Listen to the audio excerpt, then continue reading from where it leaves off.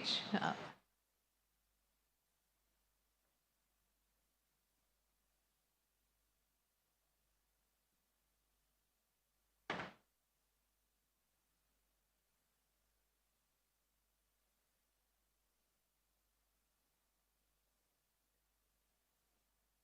And could we please confirm if the panelists who are joining us virtually are online as well?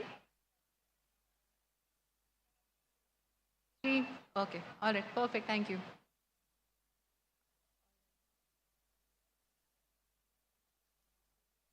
Can we begin? All right. So very nice and literally warm good afternoon to all of you. Um, the theme of this session is the 4 Ps of collaboration for inclusive and sustainable housing. And one of the main messages that struck a good chord from the sessions that we have had in the morning was not all partnerships are created equal. And I thought that is a very good way to also begin this session and to look at how we can now work towards and deliberate on creating partnerships that are equal, that are inclusive, that are transparent, and that are accountable. So we have a very impressive panel representing interests from India as well as experts who have wide experience in doing collaborations across the different urban stakeholders, the whole sphere of covering the whole sphere of influence in the urban sector. And looking forward to a very engaging discussion. I'll begin by introducing our panelists and the chair. The chair for the session today is Shri Hitesh Vaidya. He is the director of the National Institute of Urban Affairs in India and has more than 20 years of experience on urban development policies, projects, and their implementation, working with large donors, including the United Nations, World Bank, USAID.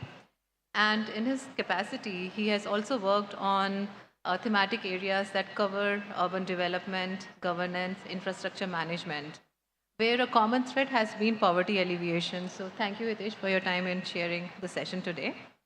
Our speakers, the distinguished panelists today, Dr. Renu Khosla. She is the Director of Center for Urban and Regional Excellence, and her work is aimed at unthinking and reimagining slums and inclusive urban development, nudging community-led initiatives that integrate, use an ecosystem and ecological approach to promote resilience.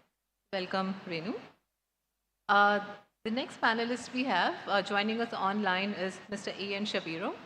He is the CEO of Real and has spent a lot of time working at the interface between private sector's effectiveness and public good for over 25 years.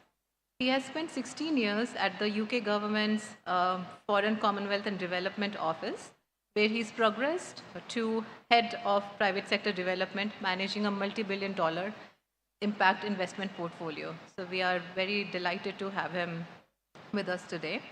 The next panelist we have is Ms. Pratima Joshi. She's the Executive Director of Shelter Associates. And she's one of the few visionaries who have recognized the issues around provision of safe access to basic services, such as water, sanitation, social housing, waste management, among others, over 2 decades, before our focus turned on urban planning and development. We also have Ms. Francesca Leonetti joining us online. She is the Associate Expert in Housing Rights, Diversity and Inclusion with UN Habitat and is a public policy analyst working on both research and advocacy. Her work focuses on supporting the development and implementation of UN Habitat's roadmap to end homelessness by collecting and producing knowledge, advocacy, capacity building materials. Next, we have Shri Harpal Dave joining us on stage. He's the Assistant Town and Country Planner with Town and Country Planning Organization of the Ministry. And in this capacity, he is involved in piloting and formulating local area plans and town planning schemes spanning more than 25 cities, and in facilitating their implementation using building permission systems, model building bylaws, transit-oriented developments, and several other thematic areas of planning. And last, we have Ms. Sarika Chakravarti. She's the Senior Sector Coordinator at NIUA and has more than 2 decades of experience on cross-sectoral experience in urban infrastructure and transportation planning. She's currently working as a Senior Coordinator on the Delhi Master Plan 2041. And yes, so thank you everyone. And I would like Hitesh to please give a few words of introduction to set us on track.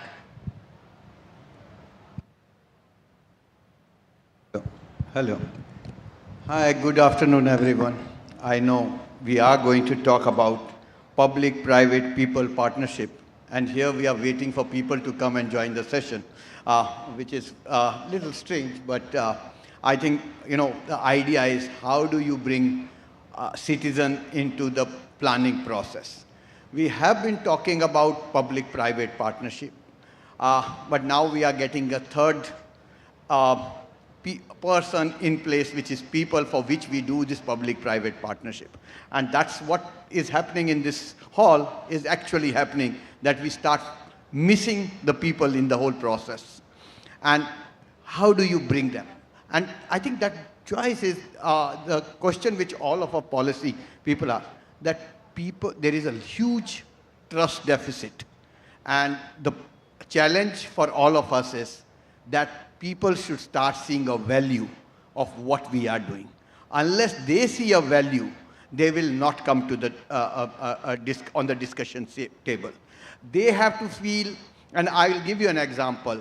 I'm working on a master plan of Delhi 2041, which is under discussion. I'm preparing working on a promised land 2041. What promised land that will be?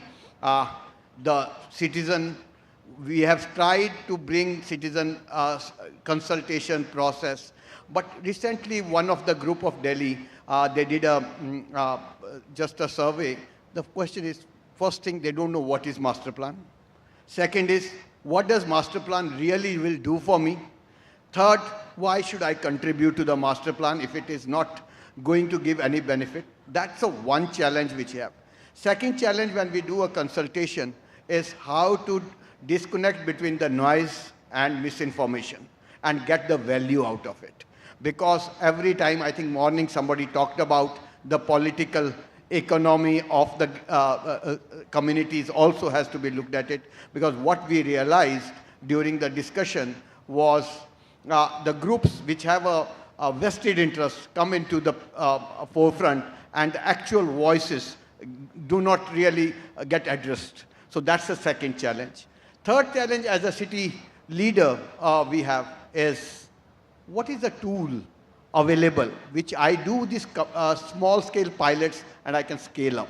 What are the templates for bringing people-centric approaches are available with the commissioner or a policy leader, where he can apply and start working on it and show those actions on the ground. So I think these are the couple of challenges which we all have to really think about, and I see a huge, a great panel who is here to really come up with some kind of a model, some kind of a tool, some kind of a templates based on their work, which becomes a guiding document to the commissioners and all. And we have to start thinking of not the commissioners of Pune, Ahmedabad, Bangalore, but we have to start thinking of commissioners of small and medium towns, because the capacity of them to really understand and convert these approaches to the day-to-day functioning is also a big question which we have to address. So all of that has to be really thought of, and I won't come in between the people who have the knowledge and the people who want to listen to these good practices. And I'll ask moderator Parul, who has been my colleague in UN Habitat now, being a country representative and really taking this issue forward of looking at how do you bring people into the focus, and her experience based particularly because I know her, she has worked quite extensively in Kabul, and in that complex situation where they have brought into the private sector, I think they have lot of ground level experience to really make those evidence-based policy decisions. So I'll go back to her and ask that, but my only thing is, whatever we discuss and the panelists, we can start thinking what tools, what templates, how we scale up, and how do we really bring people into on the discussion table, because unless, and again, I'll stop it, when I go even to my house and beat my chest every day and tell my children, I am making a master plan of Delhi, I'll give you that promised land which you will be doing. I see a trust deficit in the eyes of my own children. And the only message which I read is, Papa, take a walk. And I don't want that to happen to the next generation, because they start thinking this whole process of planning and designing is just a tool which is used by political people but not making any transformation. So with that, I'll leave it to Parul. Thank you. Thank you.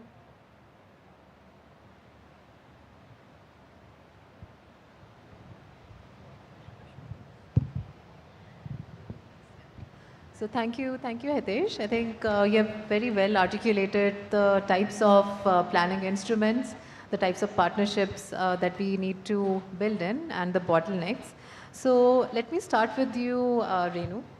And as the representative of one of the most important P's in this equation of 4 P's, you have worked extensively with the marginalized communities and on a wide range of issues, including water, sanitation, housing, and now also pushing the frontier and talking about digital inclusion in the work that you're doing with them.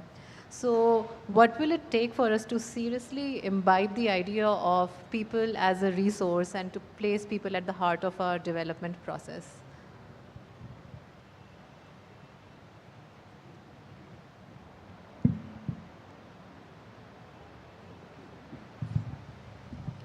Hello? This is working. Yeah.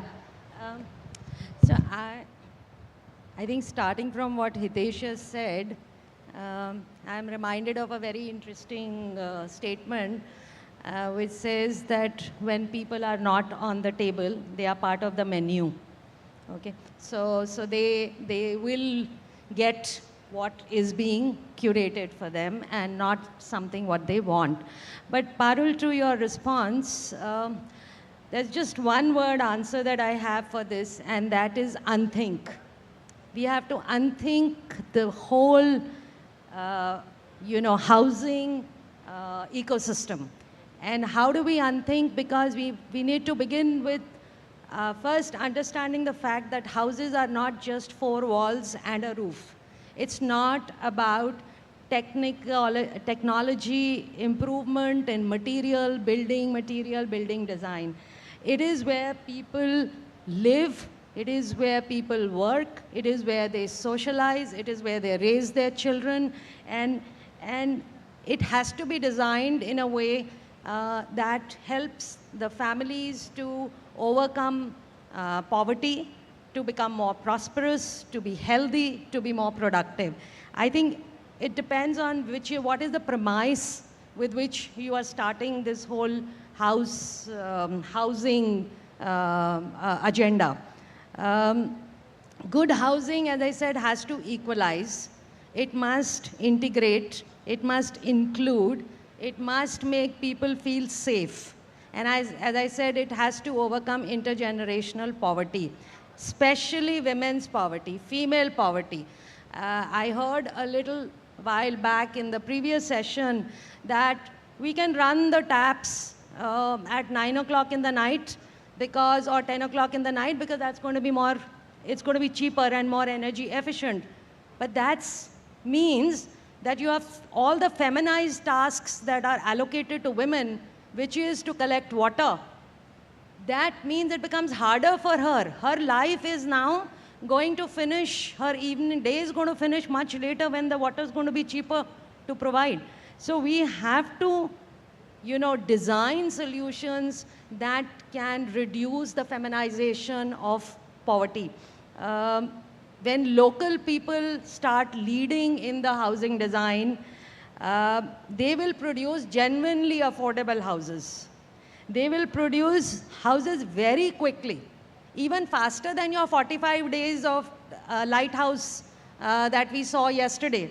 They will also in the process forge very strong communities, and which we cannot achieve through any mainstreamed housing. I have just 4 principles, or I would say this is what my experience from the ground is. What is it that people want? What are the voices of the people? So first of all, people want to be integrated. They want integration. They don't want to be thrown to the edges of the city.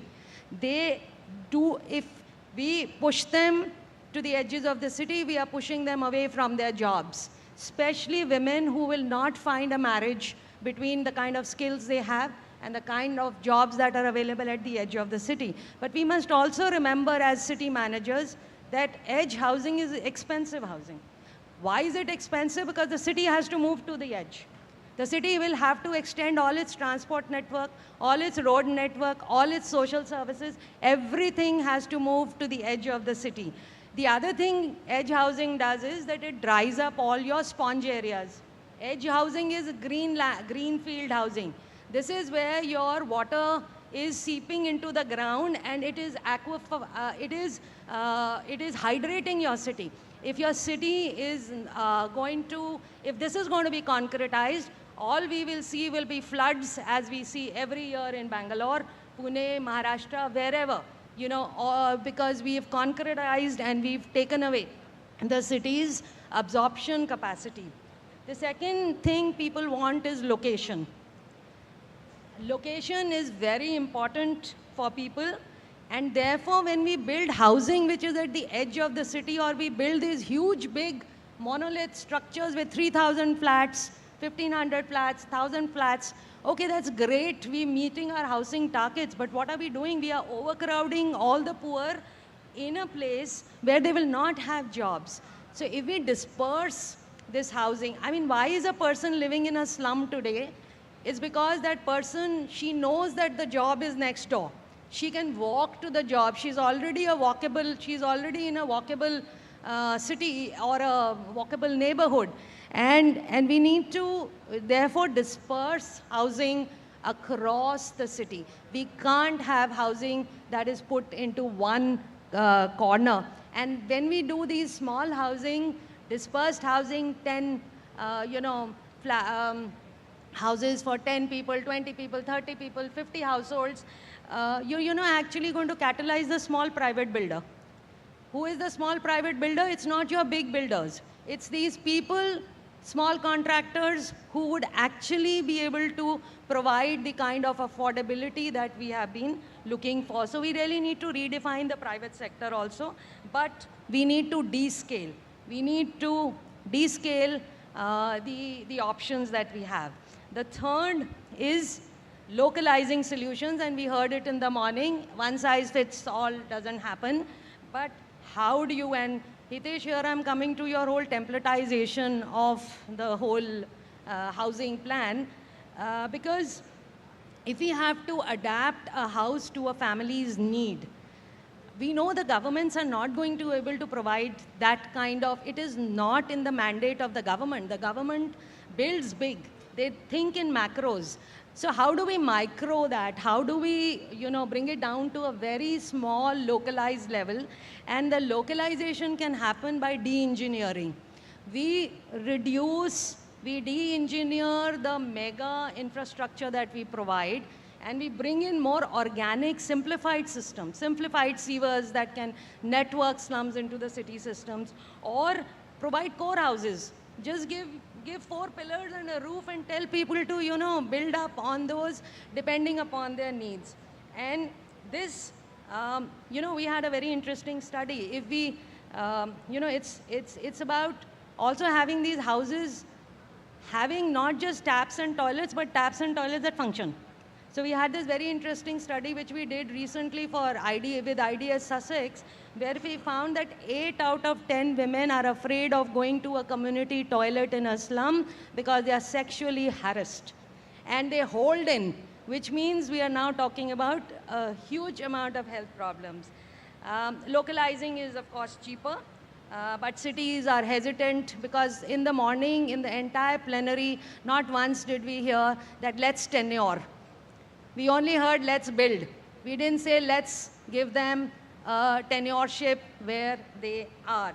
I think tenuring and delinking tenure from services is smarter. And finally, I think we need to look at climate adapted housing, the session that you chaired before this. But what you must also understand is that poor people are not just facing one type of climate challenge.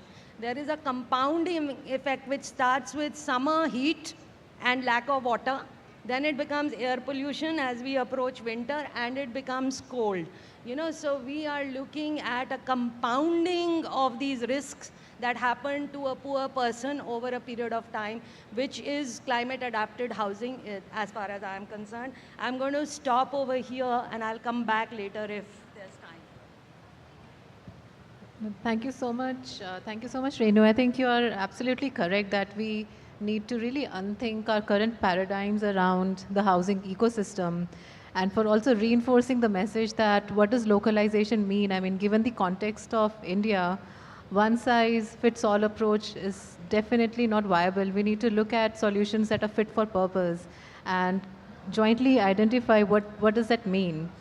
And for highlighting what is it that the people want, that they're able to put resources on the table. I would like to bring in Mr. Ian Shapiro, to share, to link this. I mean, we have heard the needs, requirements from the people. Now, what is the entry point that the private sector can take and come in, specifically from the point of view of impact investing in a very difficult sector of affordable housing, and looking at the needs of the urban poor, where, as Renu mentioned, they're facing compounding climate challenge. Again, learnings from private sector could benefit that. Looking at access to basic services as the other spectrum of needs that are currently unmet.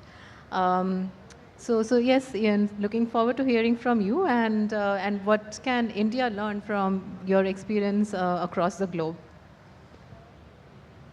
Thanks, Parul, and great to be here. I mean, I think Hitesh and Renu have also set out a good set of challenges for us. I'm not sure whether Hitesh's biggest challenge is his children or the city plan. They both sound quite challenging. So anything we can do collectively as a group to help Hitesh, I think we should. And I think Renu's also helped us to challenge a bit of the unthinking process, which I welcome. Look, this session's about the 4 Ps. I wonder whether a 5th P, which has come up in very much what Renu was just talking about, also we need to think of, which is the planet, and how we integrate that into our solution. I think it's worth just taking a step back. So I'm the chief executive of Real, and we are an innovator and investor in affordable homes in Africa and Asia. So I think perhaps it's useful for me to contribute. I know India not as well as everyone in the room, but I have spent many years there and feel I know something, and thinking about connecting that experience to the global challenge. And I think if we look at the 3 big challenges that are facing us, we know that they're coming. I think the first one is urbanization. You know, we're going to have another 2.5 billion people living in Africa and Asia's cities in the next generation. It's a huge number. If we want it in the Indian context, probably in the next 20 or so years, there'll be another 300 million people living in Indian cities. So we know that demographic shift is happening, and actually it's happening faster in Africa than it is in South Asia. Then second issue is poverty or inequality, and I think Renu talked very compellingly about that challenge, and I thought that statistic that we all know and recognize, about 8 out of 10 women fearing going to a community toilet. We know that we need to have a housing solution so it's safe for girls to go to the toilet safely at night, and that issue that there's 1.5 billion people with substandard housing now means that all of those women and girls are not having that opportunity, that really, really basic opportunity to go to the toilet safely. So that's the second challenge. What's the third? Well, that's climate. And we know that this is a huge challenge across borders. And how do we take the lessons from each other to get the best for that solution? And why does that really matter? Well, if you connect it to that inequality, that poverty challenge, and you think about that urbanization rate, so the 300 million more Indians in cities, or the 2.5 billion more people in Africa and Asia's cities in the next generation, we know that 40% of greenhouse gases come from the built environment. Now, that's a pretty frightening number when you think that you've got this huge urban growth occurring. And we know that 70% of the buildings that will exist in 2050 have not yet been built. So let that number sink in, 70%. So if here we are with a global set of challenges, thinking, well, what can we do that ensures that these homes get built, they get built in a green way, and they get built for people on low incomes? And Parul, that comes back to the question you asked about the investment space. I worry, and sometimes, that we all feel that every challenge we should put that burden onto the person who's on a low income. And I think that's not what we've got to do. We have got to fix some of those structural issues that Hitesh was talking about in terms of the city planning, but also the financing architecture. And there is both a supply side challenge here. So by supply side challenge, I mean the supply of smart green homes that are affordable, that meet the low income community's needs. And then there's a demand side challenge, which is about how do we have the right financial products, the right mortgage opportunities that mean that people on low incomes, not people who are sleeping on the street, but people who manage to find a way to pay their rent every month. How do we demonstrate that they're bankable, that this is not a risky investment, and we crowd in capital into that space? And that's what we here at Real do. We design capital stack structures and investment propositions to show that green, affordable homes are a viable proposition. And we've done that in India, in Pakistan, in Nepal, the Philippines, and across Africa as well. And really what we need to do is work together to show that this is not a risky space. This is a huge opportunity. We think there's about a $17 trillion untapped section here. And we've got to bring in, there's clearly a role for the government. And as Renu says, we've got to rethink what the role is of the private sector. We need to think about the big capital structures and the capital markets and the banking industry. But how do we lubricate the opportunities for smaller scale developers to do that? And we know in our portfolio that that's worked really well. By a bit of smart, patient investment, built homes, some net zero homes, about $12,000 in South Asia, reducing the water use by 50% and embodied energy by 75%. It is possible, a $12,000 home, an aspirational home, a home any of us would be happy to live in, that is possible. And what we need to do is get those kind of incentives in the right way that brings in resources, because we do need the large financial sector to help this and not put the burden of responsibility onto people on low incomes. We've got to incentivize green. We've got to incentivize that solution, because we know that urbanization challenge is happening, it's coming. We know the climate crisis is here, and we know that the only way of fixing that is a mass market solution that works for people on low incomes. And Harold, I'll leave it there for the moment. Thank you.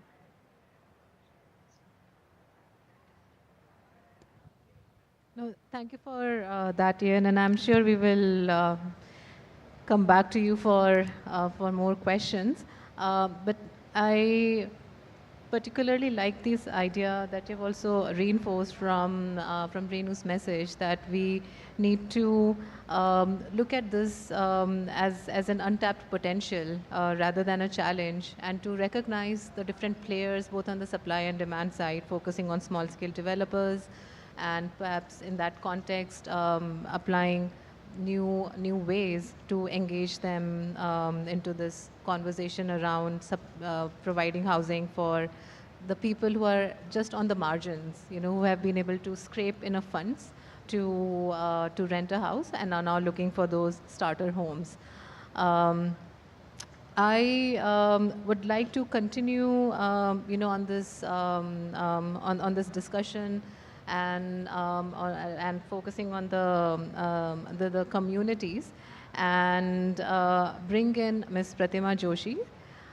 So again, looking at some specific examples that have been successful in demonstrating slum upgrading and the approaches to forge these partnerships in a very complex ecosystem that was also articulated by Hitesh, that not easy to build trust in the communities.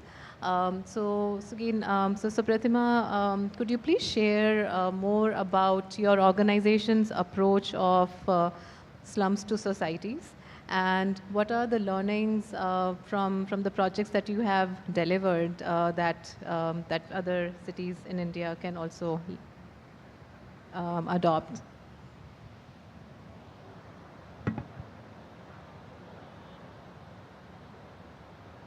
Preceding speakers have set the right context. I like the fact that Hitesh has really flagged the urgency of now looking at tier 2 cities as they can, they're going to get very rapidly urbanized over the next decade or so, and we don't want them to go beyond the tipping point as the larger cities have become, sort of difficult to work with.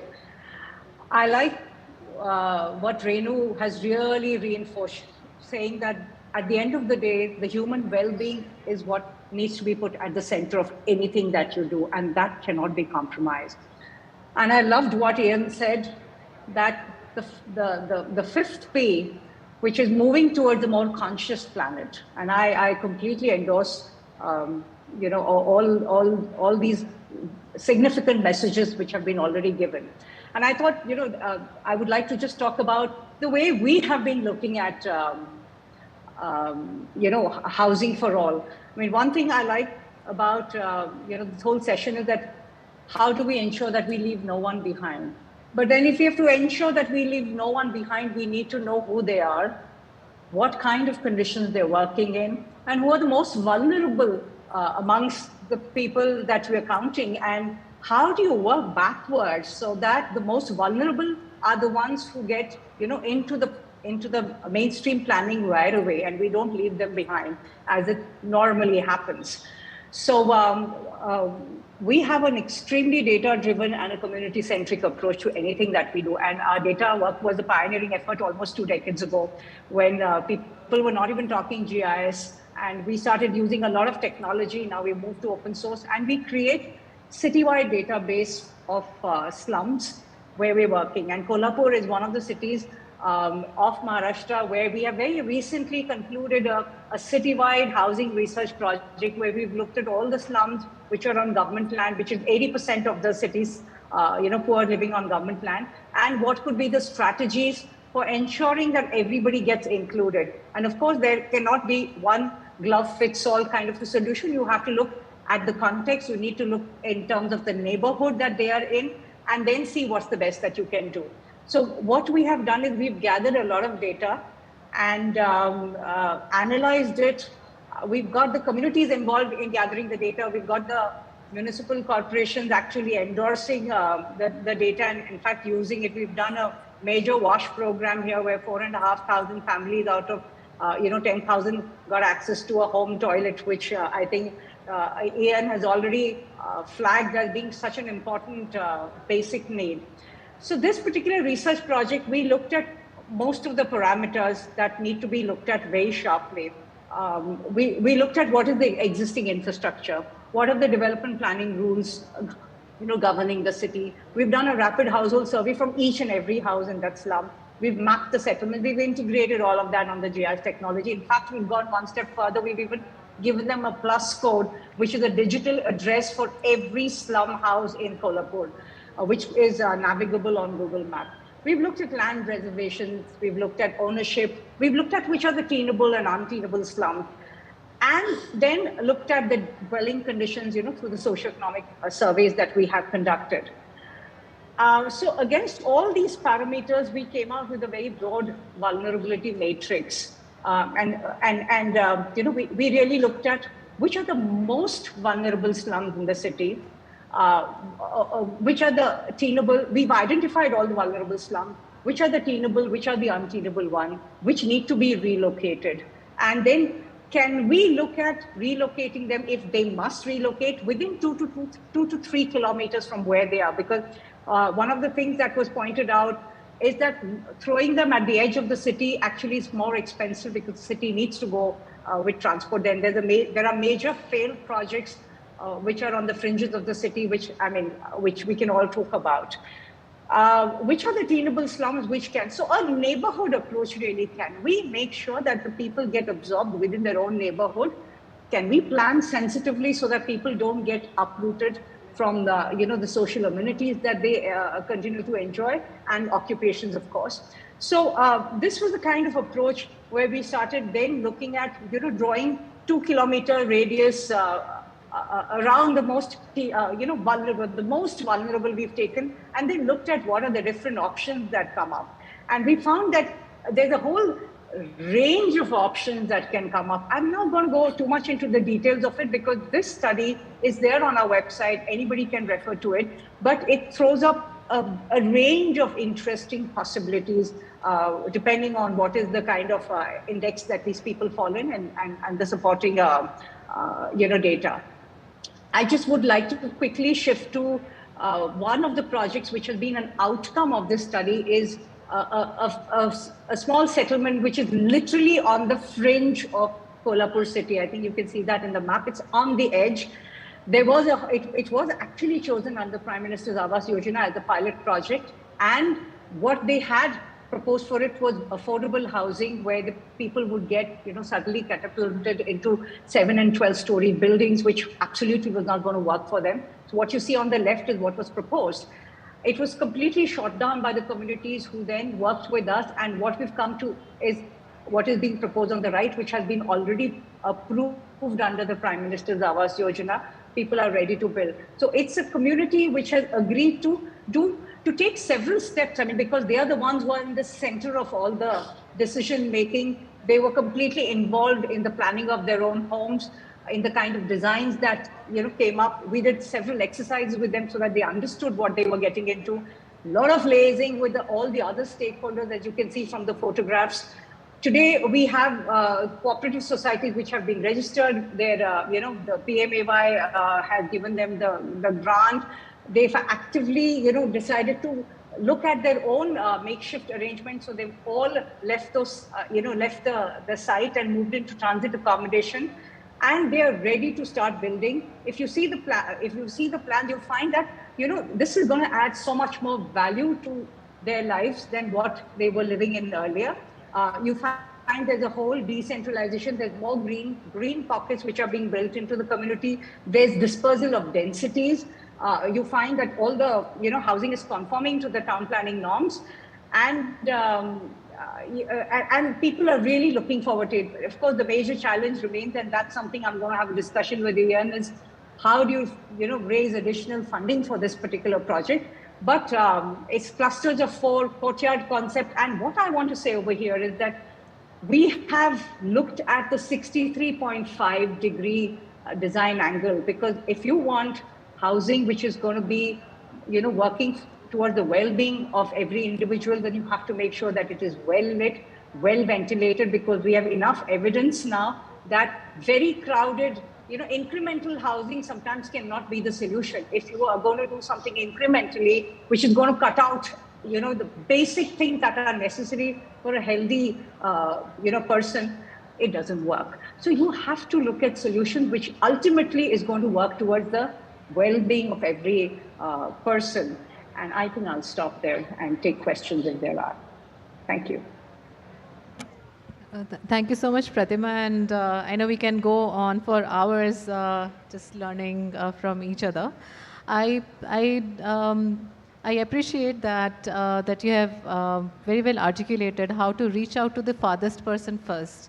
We are talking a lot about leaving no one behind. How can the data be used to bring municipalities, decision makers on, and to also then give just recognizing people by giving them something as simple as a digital address could go a long way in really making cities for all.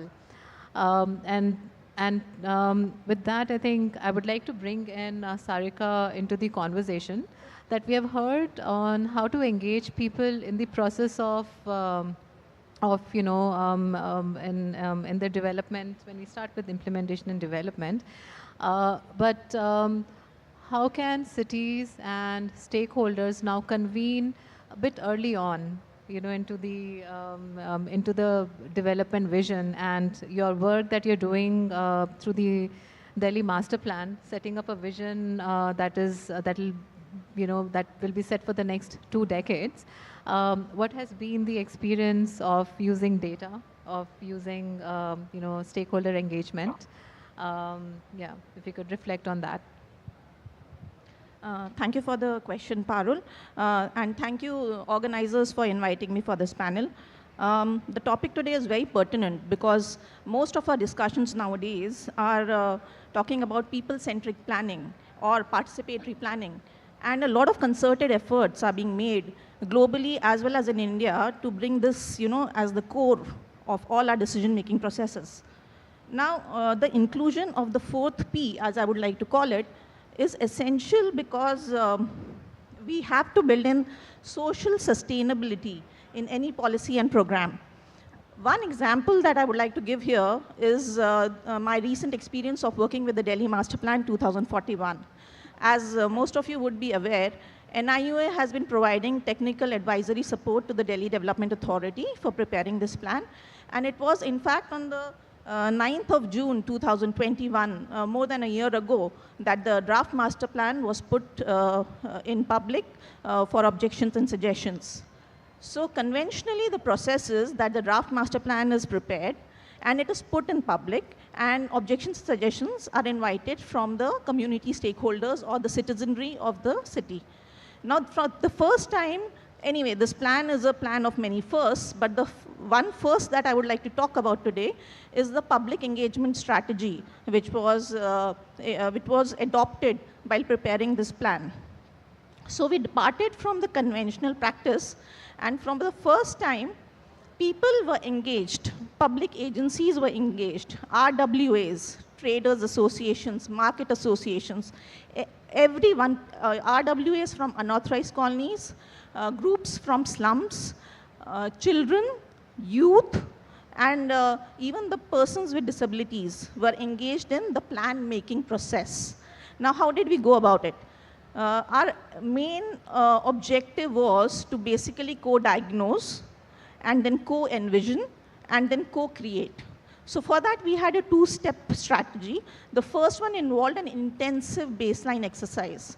So for this baseline exercise, we essentially engaged with the public agencies. More than 150 public agencies were brought on board. And this entire exercise took more than 1 year. And through that, what came out was a very, to the point SWOT analysis about different sectors in the city. And it also helped us identify the data gaps. From the data gaps, there were certain studies which were commissioned to overcome those gaps. The second stage of this process was actually the visioning exercise. So in this visioning exercise, like I said, this was, we engaged with, a spectrum of stakeholders. And because the COVID was going on, we could not do it in person. And we had to adopt the online mode. Now, this entire exercise took another 18 months. And we received more than 5,000 inputs towards the visioning for the master plan. And we also received some excellent insights, which helped us develop strategies for the master plan at a later point of time.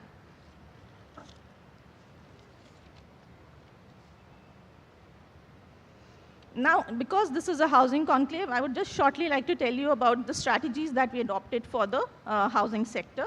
The first one was about bringing in plurality in the housing supply. It need not necessarily be owned housing, okay, because that is what was being practiced in Delhi. And that is the root cause of why we have almost 45% of the Delhi's developed land area being covered by unplanned settlements, which is a very astonishing, shocking fact. So plurality in housing was there. We thought about bringing in the rental housing model very strongly. It was already being advocated by the central government in form of the ARHCs. We also thought of bringing in the rent-to-own model. Now, the role that we assigned to the government was not that of a provider of housing. We thought the government should be the facilitator for housing creation. The third point that we did was bringing in small format housing. Because like it was said, the household sizes are now reducing. They are new, the nuclear family format is now more predominant. So on lines of that, we thought about, small format housing, which is again a new thing. In addition to that, we thought about putting the vacant housing to use. So there is a sentence in the master plan which says that the public agencies who are the owners of this vacant public housing stock should think about putting that vacant housing into use. The suggestions that we made, which are not necessarily part of the plan, but which were being discussed, and I'm reiterating those points here because we have an audience here who could use this suggestion elsewhere, which was about if a vacant public housing stock, for instance, is not getting occupied for the next 5 years, then why doesn't the government think about launching it as a rental housing? At least the housing gets occupied and that process gets, maintained, rather than that turning into ruins. The second point that we thought about was that even in slums, when we talk about this ISSR model, the major delay factor is the transit accommodation, creating transit accommodation, finding land for that, then convincing those people to shift to those transit accommodation. And God knows where the location of the transit accommodation would be. So because of that, the ISSR model implementation is also getting delayed a lot. So we thought that why don't we use these vacant houses also for, as transit accommodation. That will speeden up the pace of our implementing the ISSR. Now, yes, I do agree with the point that Renu ma'am was making that most of this vacant housing are on the outskirts of the city. But it's a matter of providing good connectivity, to those areas. And at the end of the day, they are transit, transit accommodations. So maybe that will kind of, that housing stock could be utilized. Another important part of the master plan was about the slum rehabilitation strategy. So till now, the policy was actually saying, the plan was saying about the in-situ rehabilitation. We did have development control norms also about that. But now what the plan is saying that why don't we adopt a comprehensive approach to slum rehabilitation? Why only ISSR? Because when we kind of vetted the ISSR policy against the development control norms that were present in the master plan, we saw that site areas, slum site areas, which were of an area of less than 3,000 square meters, they could not be utilized for ISSR. And a large bracket of slums actually fell in that pocket. So what do we do about those slums? Are they left on their own? No. We were saying that let's adopt a comprehensive policy which also talks about in-situ environmental upgradation.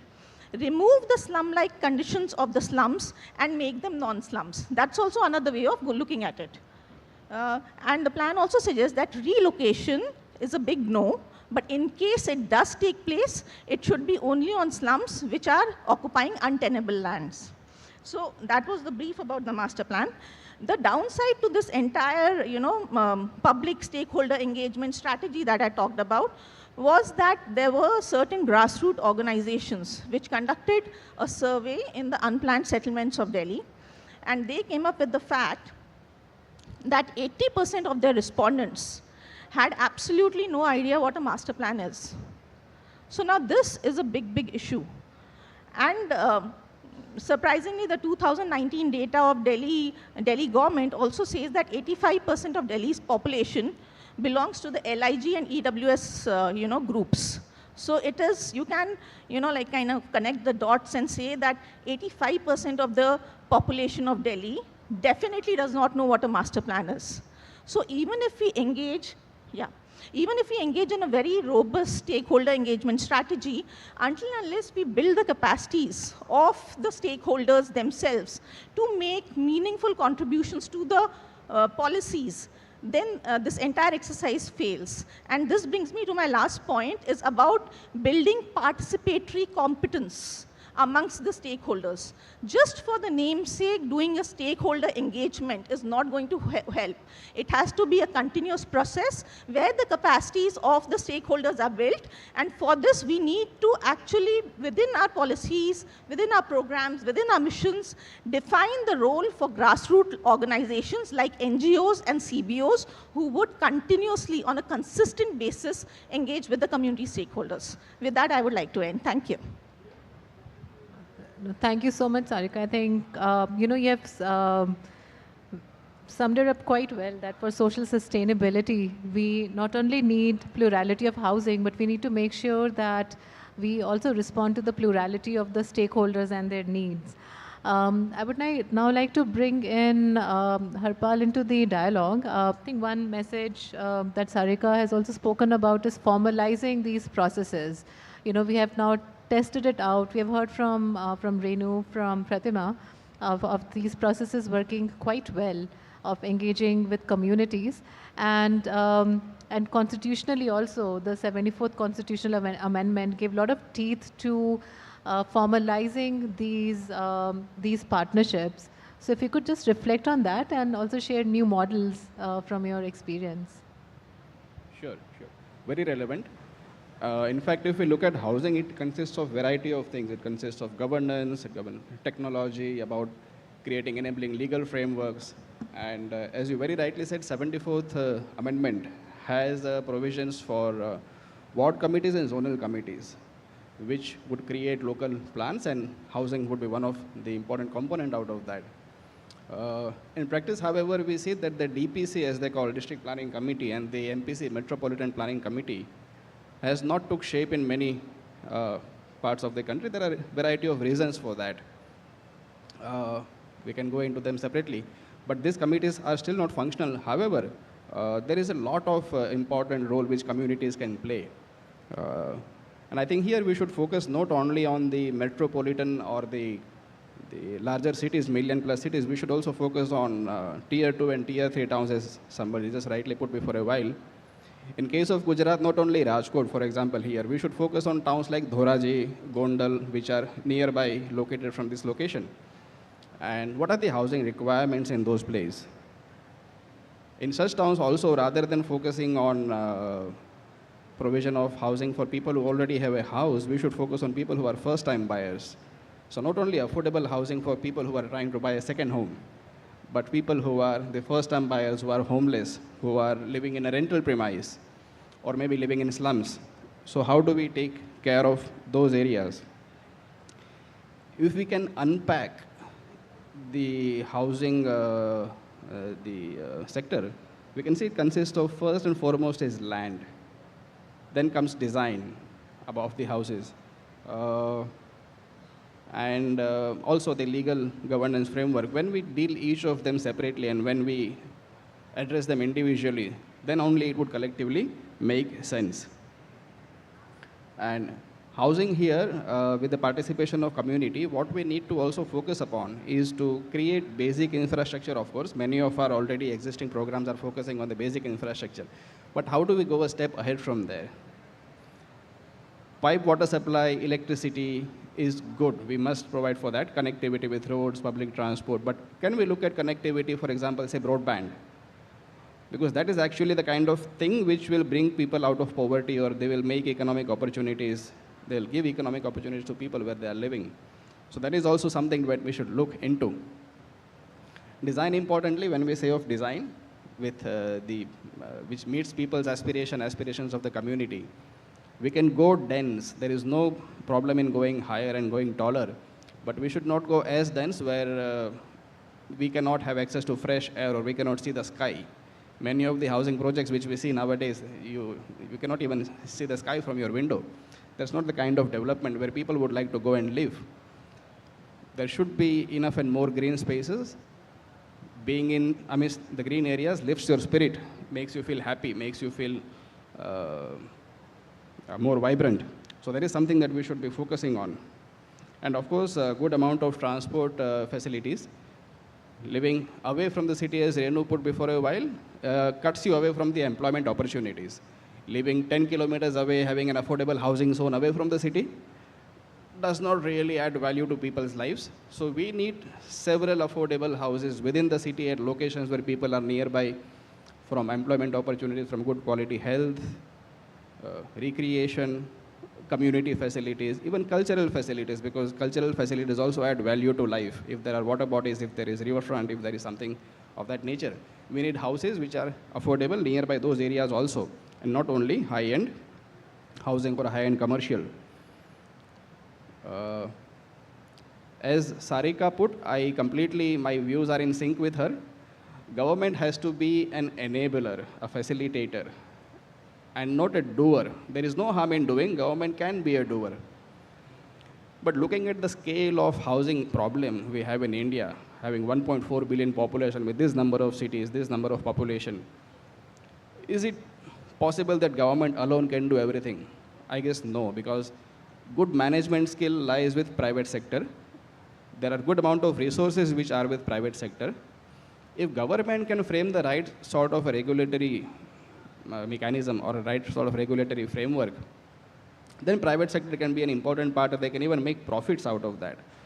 In Ahmedabad, we have something called the TDR, Transferable Development Rights, which has been used very effectively for upgradation of slums, so that a builder who is redeveloping a slum, he will get a transferable development right, which he can use elsewhere and generate profit out of that.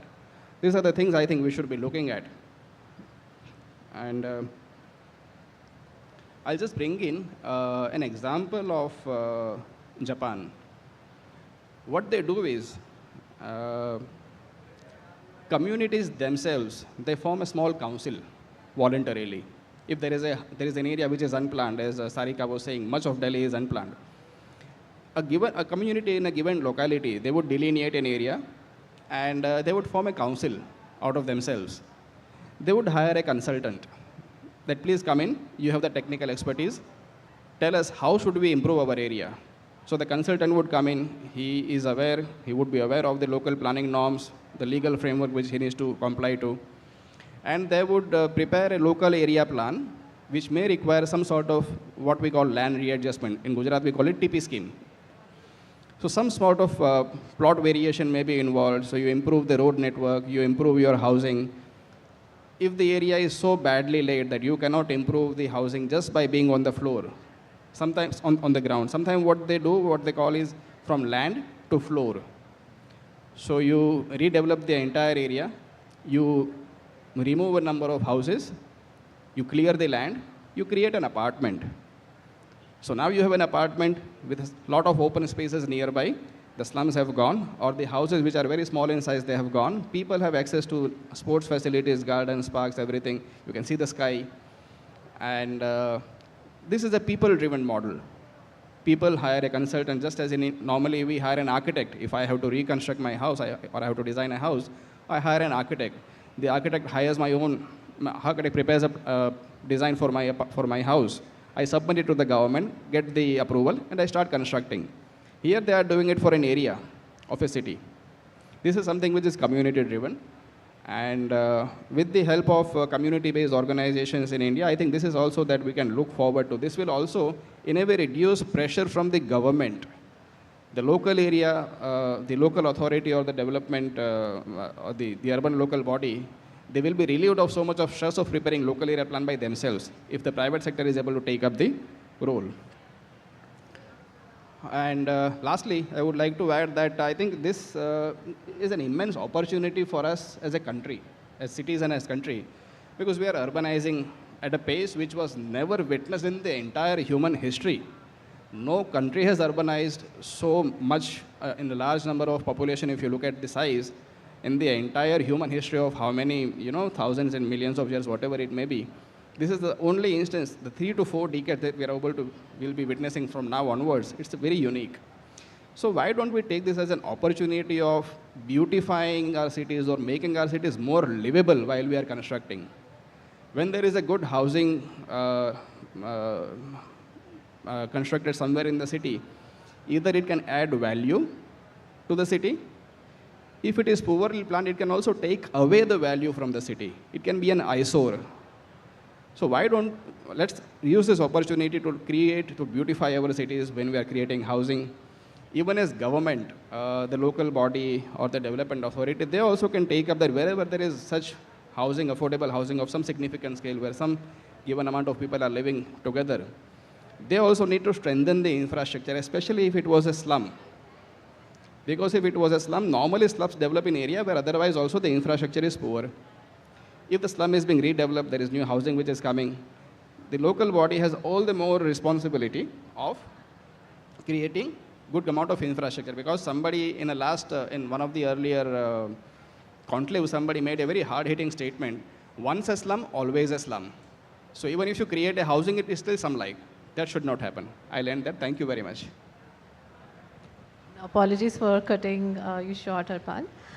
We have one more speaker, and I would like to bring in my colleague Francesca, who's joining us from UN Habitat's headquarters.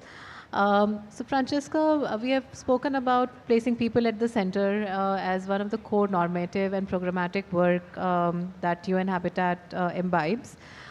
Could you share with us some global experiences? What can we learn from the past? And what are some new approaches that you can share that would help us in responding to this challenge in the decade of action? Thank you very much, Parul, and thank you very much to all the other speakers that have made, I think, my task way easier by already highlighting many of the lessons that we have learned in the past decades on the topic.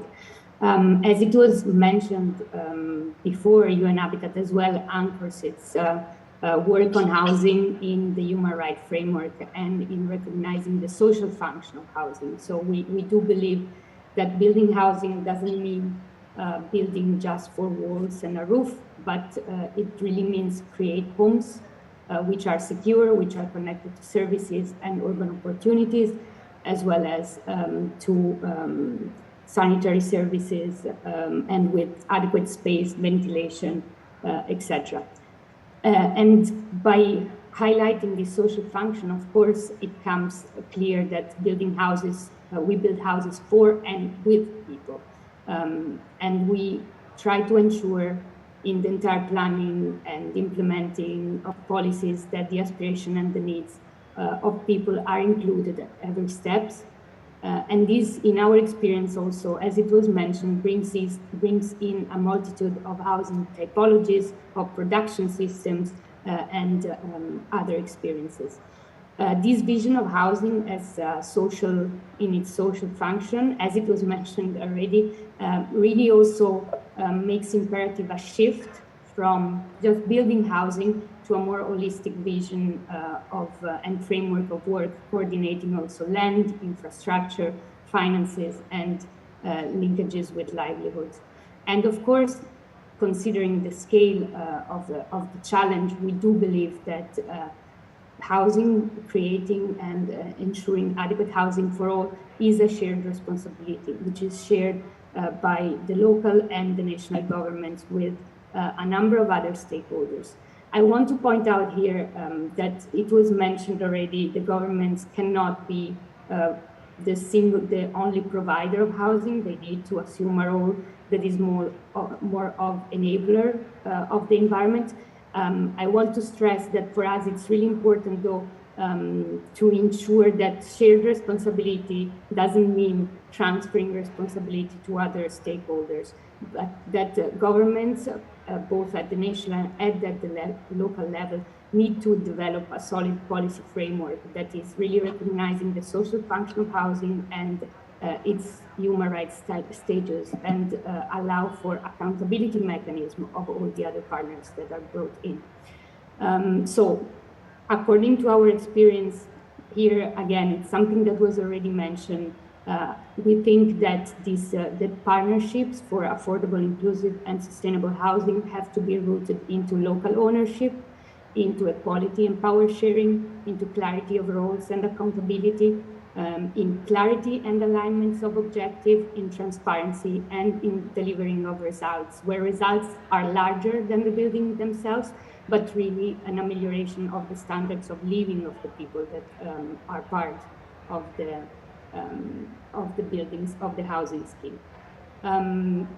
Some examples of past work that have been very successful.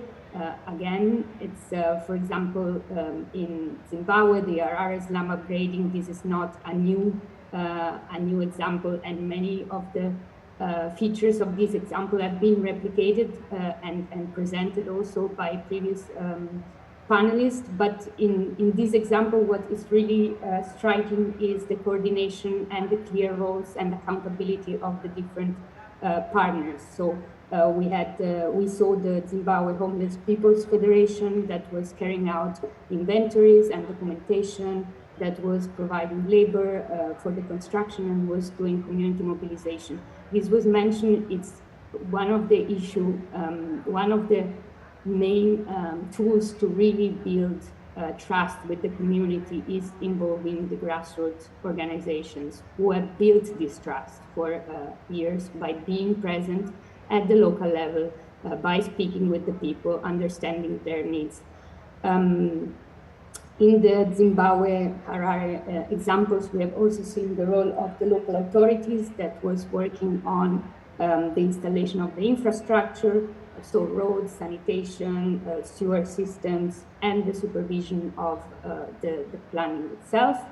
And of course, the most important, the community members that have been involved in every step to really ensure that the intervention was in line with their priorities. So they've been involved in data collection, in carrying out the mapping and the inventories, in planning and building the houses, in designing the core models that were used, and in choosing the beneficiaries of the upgrading experience.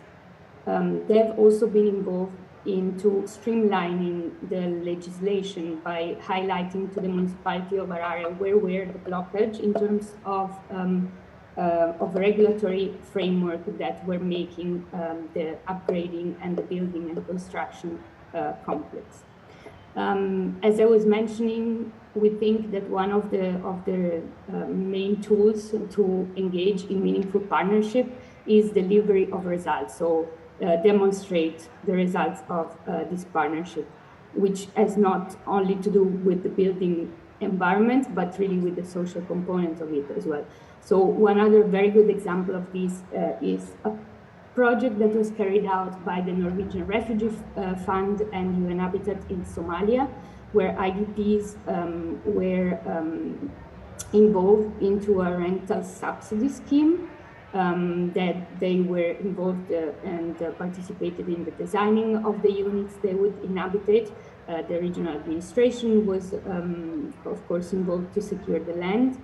But what was particularly interesting is that this rental subsidy scheme also had a training and livelihood opportunity component that was impacting the community at large. So IDPs and communities were trained in construction, in production of low-cost cooking fuel, for example, to really expand the notion of standards of living. I think I will stop here. I just want to highlight a couple of things of what we are leading to and what are we looking at the moment. Something that was already mentioned, we are very interested and supporting at the moment community and people-led initiatives that ensure long-term affordability of land and housing by communal ownership, especially, and preventing market speculation.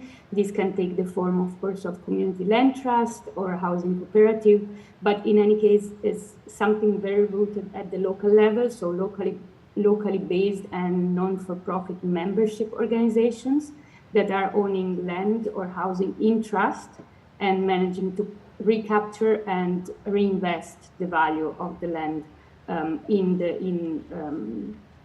the housing scheme itself. We think, as UN Habitat at large, but for us in particular, that we need to to rethink our engagement with the private sector. So not only leverage the investments of the private sector, but really partner with the private sector to promote more sustainable models of development. This is something that we are specifically working on from the angle of sustainable building and constructions. We are partnering with the building and construction industry that, as it was mentioned, is one of the most polluting actually at the moment, to analyze the value chain of the building and construction sectors in, at the moment, 2 countries, but it will be stepped up to 7 countries in the next year. So at the moment it's done in Burkina Faso and in Sri Lanka. And in this value assessment methodology, we are looking at opportunities for using more sustainable technologies, more sustainable materials and construction techniques. And this is done in full partnership with the private sector that will then take on board those analyses and include them in their work. And finally, last point, I think it was mentioned several times already, we have to strengthen our capability to work in an intersectional way. So whenever we talk with the community, we need to ensure that within the community, the less heard voices are heard in terms of women, children, youth, people with disability, older people, homeless people who are often left out of this participation. Sorry to interrupt, Francesca. Our chair, Mr. Vaidya, has another engagement that he needs to leave us to. So a few words to you, Hitesh, and then we'll come back and we'll continue the dialogue. I'm done. My apologies for cutting you short, but just because I have to go and I'm very selfish reason, my apologies to all the panelists also and all the participants who have come. But just quickly, I think it has been such a great panel to do, and I think what I heard for last, all the panelists, I point out 12 things which they talked about to mainstream people in the planning process, and these 12 things were, they talked about research and database assessment of where the poor are, where they're living, what their conditions are. They talked about integrated planning. They talked about rules and regulations. They talked about convergence. They talk about neighborhood level actions and continuous engagement of local partners, NGOs, CBOs, formalizing processes, government as enabler rather than doer, involvement of private sector. They talked about solutions, because everything has to be solution oriented and outcome oriented. So these were the 12 areas they really highlight. Maybe I must have missed one or a couple of them. But one thing which I did Google of first letters of all the words which they talked about. And the word which comes out is reproduction. And I think that's the beauty of this whole thing, is that we are in this conclave, is we have lessons learned and we now leapfrog for the future. And that has to be, we need to start reproducing. Don't become too harsh on ourselves that we have not done anything. I think what we have achieved, that gives us a platform to really leapfrog and move forward and give up, go to this Amrit Kal to Amrit Mahotsav with a bang, that we will be able to bring that 3 paradise together. Western methodology has 1 paradise, which is promised land. We have Kamadhenu, economic development. We have Swarga for prosperity and peace. And we have a Kailasha for inclusiveness. But all Brahma, Vishnu, Mahesh, I think by Amrit Mahotsav, we can have all 3 of them: sustainability, economic development, and inclusiveness all together with this 12 type of frameworks which can create for our planning process. So with that, I really thank all of you, giving this opportunity to me to be part of this great panel. And my apologies that I have to leave right now, because I have to go to Ahmedabad, which is 6 hours. And I was telling that I remember Kareena Kapoor's dialogue, गाड़ी खड़ी है, driver खड़ा है, छूट जाएगा plane. तो मैं plane छोड़ना नहीं चाहता, तो मैं जाना चाहता हूँ. तो my apologies, and thank you very much for giving me a pleasure. Thank you, Parul, for this session. Thank you. Thank you.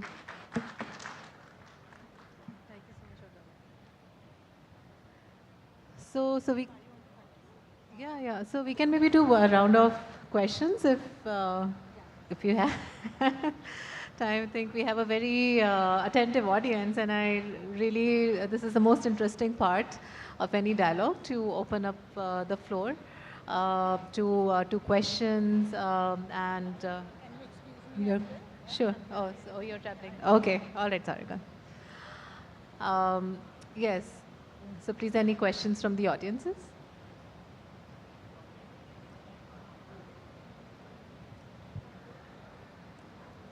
All right. So while we are waiting for some more stimulation over chai with chai, I have one question. I know Ian, if you are still online, that we have heard again in many sessions since morning on the financing bit and on trying to bring in philanthropy for social housing. So, are there any sort of basic ingredients or baselines that cities in India or cities in the global south need to meet before truly, having a vibrant impact investment sector?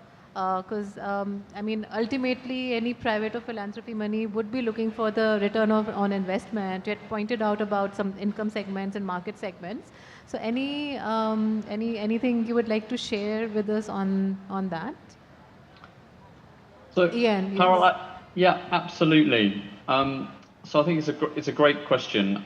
I mean, the philanthropic sector really is a relatively limited pool of funds. Now, of course, you can create that opportunity to do some proof of concept or some interesting innovations. I think the reason it's interesting to bring philanthropy, foundation funding in is because it can catalyze the private sector. But I do think we need to recognize that the scale of the challenge, and we've heard from our very capable panel here just in India, but if you go beyond India as well, the scale of the challenge requires private sector financing. So the reason you would bring in sort of what you'd call sub-concessional, so what you'd be a slightly lower level of expected return from investors, is because they see the wider impact that can be delivered, and we've heard a lot about those opportunities. So I think affordable housing, green affordable housing, does provide an exciting investment space. It's a pretty uncrowded space at the moment, and it does provide the kind of returns you can get, not just that it's a securitizable asset. So what does that mean? That means that you can put your money in and you can be confident in terms of the land and the building that gives you that security over the asset, which is the kind of thing an investor wants for de-risking. And there is credible returns. I think this really needs to be seen as a volume opportunity rather than a margin opportunity. So there are places, if you're a profit maximizing investor, affordable housing is not your space. But if you're an investor that wants a return and a volume opportunity, a multi-trillion dollar opportunity, this is a viable space to come in. And I think philanthropic funding can act as that bridge to the private sector. Yes. Just to add to this whole, basically we are talking about philanthropy because we feel that there's not enough money going around to build houses. One of the major segments that we forget are people. People's contributions is something that we have not factored into this whole equation. If houses are built by people, people spend their own money. The government doesn't need to come and invest in it. You don't need philanthropy. You don't need, agencies to support or finance this. Now, how can the government go about doing it? How can they enable this kind of unlocking of the government investment? This is by curating sites and services. There was long back before we moved, we entirely moved over to building. We used to curate sites and services programs, and that's where people would be able to do their own construction, and that's where your templates, your technologies, etc., could then be, marketed to them for development. The other option is also to create cooperatives, you know, societies of community people who can then borrow. Then they become, you know, they are in a position, they are in a position to borrow from formal banks once they become a society and then do their own construction. I think we are forgetting that there are alternate sources of financing, and we are just right now between government and the private sector and the philanthropy. Just very briefly, if I can add, philanthropy is an amazing idea beyond doubt, but I see philanthropy being used more to hire real good quality consultants. Because affordable housing more often are, you know, barring a few examples, not one of the best consultants you can hire for them. So let us, if there is money available in philanthropy, we can use it for hiring the best quality consultants who can, you know, showcase some good important projects. As a student of architecture, we used to study this Aranya housing project in Bhopal. Apart from that, I don't think I have seen any other remarkable project in small scale housing. So why can't we have some real good architects working on such projects? If they are expensive, we can take funds from corporate social responsibility or philanthropy or something. Thank you so much.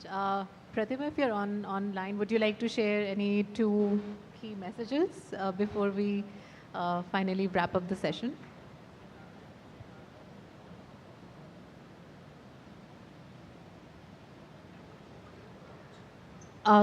You're not audible, Pratima. Perhaps the mic is, yes. Yeah. Well, I think again, you know, we need to look at it very holistically. Sites and services was something that was tried, you know, like even before, while I was studying architecture, sites and services was very, very popular in Chennai where I did my architecture, and I've been to those sites, but it's also very land intensive.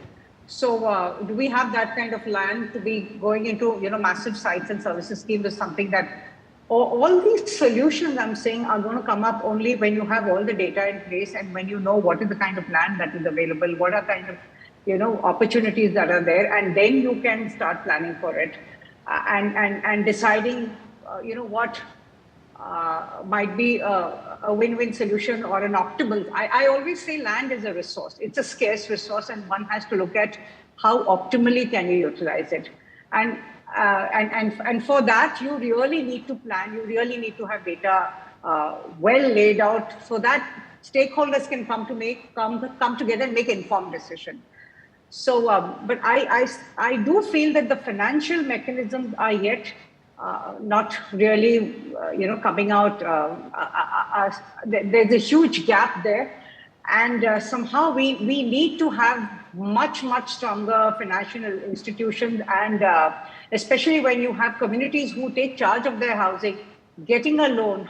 Can they have certain institutions, you know, which are backed by the government, which will definitely, you know, sort of take up those kind of projects and give them loans. I mean, that way people can repay it. So it's not a financial burden as such, and you don't have to keep looking at philanthropies and other people to come and fund it, but are those opportunities there? I find that some of these things really need to be worked out very, very carefully, and speed of you know, what you're dispensing those projects. I find, you know, it takes us, any housing project is anywhere between 5 to 7 years, the gestation period before it actually sees the light of the day. Are there ways of making this more efficient? I mean, I think governance really plays a very, very big part in this. This has been the story across 30 years of our journey with housing, that just moving paperwork takes so long with government departments that, you know, you have escalations, and then, you know, the entire thing spirals out of control. So I feel, depending on the situation, depending on the context, we need to really come out with solutions and should have various options which are available for people to then explore. Thank you so much, Pratima, for those last words. So before closing, I would really like to thank all the panelists. Sure, we have a question from the audience. I just have 3 points to make.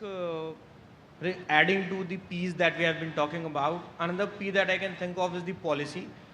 By policy, I mean that we all have a lot of policies. For example, we have a high-tech township policy, we have infrastructure policies, various industrial development policies, and they all work individually, and there is no coherence between them to enable to have a good affordable housing scenario in the city. First point. Second point that I would like to make is the inclusivity of the different players that are providing housing. To have something like a centralized platform of housing stock in the city, like a housing exchange on the lines of an employment exchange, or something like city housing centers, like city livelihood centers, which could provide the information, and the availability of housing is much better and known to the people who are looking for it. Third thing I would like to say regarding the rental housing is, I'm from UP. I work as a consultant for the PMAY-Urban there. So we have been working on the ARHC for the existing housing stock. We have some odd 4,000 houses in JNURM that are vacant. But the problem is that there are very small numbers in each pocket. It is not at a consolidated place so that we can have a player who could operate it and give it on a rental thing. So that is also creating a problem, having very small numbers of vacant houses at places. So we should be pooling it and putting it to a proper use. Thank you. Thank you so much for those comments. I think it's a perfect segue into the session that will follow this on scaling up the policy, institutions, and financial frameworks. But it's been wonderful to have all the panelists, and we can already see the contours of what a successful partnership can look like, and what are the different types of resources that each stakeholder can pull in. So, oh, I'm so sorry. I didn't. You were. Yes. Screen So I have behind a the- question for Harpal, sir. Sir, as we know, there is a TDR market in Ahmedabad, and because of that, the private partnership is quite well, and ISSR is working quite well there. Sir, what else can be done other than TDR market to promote private partnership in other cities where there is no TDR market? TDR is one of the effective ways as of now. Apart from this, what Ahmedabad is doing is, for affordable housing, you get additional FSI free of charge. That is, if it's a normal project, you would be paying a premium to get an extra FSI. But if it's an affordable housing project, a private sector developer gets additional FSI without paying any extra amount. That is another example. Apart from that, you have, again, very Gujarat-specific thing, which I said, you have land reserved for economically weaker section housing in the TP scheme. So you get land which is comparatively at a much subsidized rate. But still, I think the only limit to this is the limit of our imagination. There are many, many more possible solutions if we all sit together and look for solutions. I think there are much more solutions, many, many more solutions which may occur to us, and such solutions which even the market would love. So it should be market driven. I think there are more such solutions. We need to look for that. Thank you. Market driven, people driven. Market driven, people driven. Okay, sorry. We were in a people PPP mode. So on that note, thank you so much for your time, and we look forward to continuing this dialogue in future as well. Thank you to all the panelists who have joined us online as well. Thank you very much.